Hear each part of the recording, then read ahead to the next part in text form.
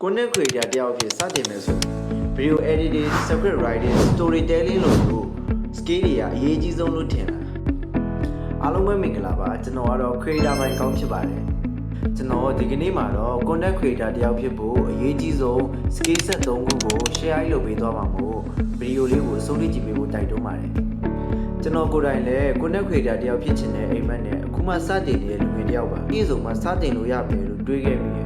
ကင်မရာအကောင်းစားတွေမိုက်ခရိုဖုန်းတွေစတဲ့ accessory တွေအကုန်လုံးပြည့်စုံမှစတင်မယ်လို့တွေးခဲ့မိရပါဘူး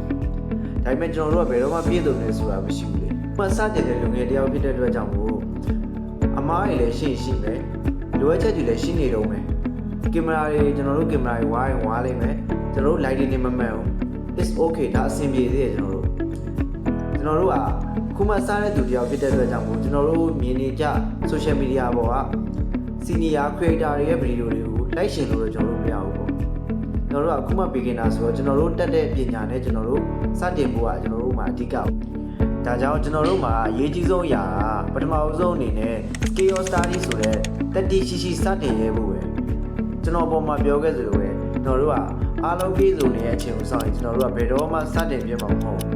ဘာမှမရှိချင်နေကျွန်တော်တို့မှာဖုန်းတစ်လုံးရှိအောင်လဲကျွန်တော်တို့ကစတင်ရဲတက်တိရှိရမယ်ကျွန်တော်ကိုယ်တိုင်လည်းအခုပြောနေတဲ့ content ကိုကျွန်တော်ရဲ့ဖုန်းတစ်လုံးလေးနဲ့ဖန်တီးကြတာပါကျွန်တော်လည်းဒီတက်တိကိုအရင်ဆုံးမွေးမြူခဲ့ရတာပါ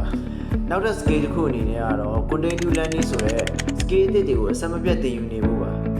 အခုလို content တွေကိုဖန်တီးတဲ့အခါ